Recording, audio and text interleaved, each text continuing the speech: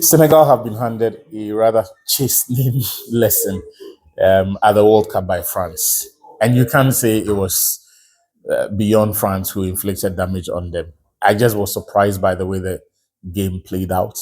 But I think there are also some lessons in there for Pape Thiaw, the manager, and for lovers of the Senegalese team because there were three players who I thought set the team back. And more importantly, I was surprised by the lack of reaction from the manager because at this level, when you've got five substitutions and you are very reluctant in effecting changes, even when the pendulum of the game has swung or had swung in favor of the opponent. It was quite shocking to see, especially given the array of talents that he knew France had to hurt his team.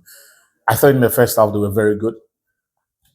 Before I continue, please hit the subscribe button, hit the notification button, and leave a comment on your thoughts on that game.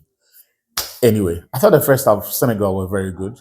I thought they had the better of the exchanges, played quite well, very compact in defense, and the midfield had a zip to it in terms of the way they were distributing the ball. Pape Gay, again, underlying why he is so good. And for the Ghanaians who have not been watching La Liga, that is the reason Thomas Partey has not had any game time or has not had significant minutes this season in La Liga and even in the Champions League where they were playing. Really, really good player. He's got a huge frame, so that allows him to protect the ball when he has it. It also helps in physical duels when he's trying to win the ball back for his team. He's got a tank on him, so he can get up and down the pitch without getting tired. And technically, he's deceptively good for a man of his size because he can just zip the passes in between the lanes, the timing of his pass and his passing range. Look, I could go on and on about Pape. He's a really, really good footballer. I thought he was the best player on the pitch for the first 60 minutes. And that's saying something when you consider the array of talents on display. But yeah, that was Pape. Unfortunately for them, the chances simply didn't go in. Ismail Assar had the brightest chance of the game and then he missed it. After 60 minutes, the game just took a different turn. France just kept zipping players past Kalidou Koulibaly. And for whatever reason, Pape Thiaw, the manager, simply was not making the changes that you expected. And that for me was quite shocking.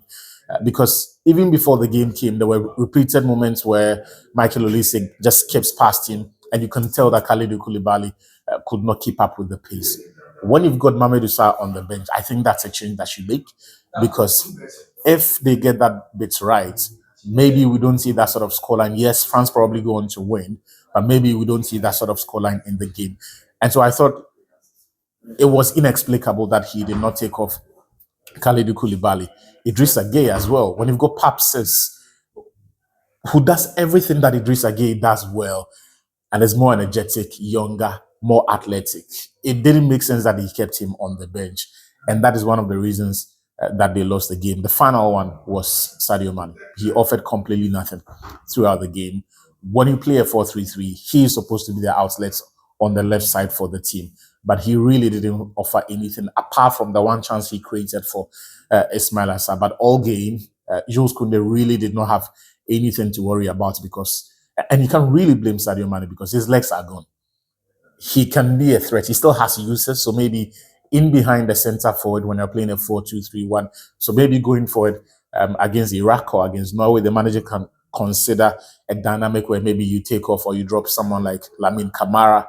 And so Sadio Mane gets to play as a 10, then Iliman Ndiaye starts on the left side. But on the left flank, Sadio Mane offered nothing. And it is significant. And I know it will be very difficult.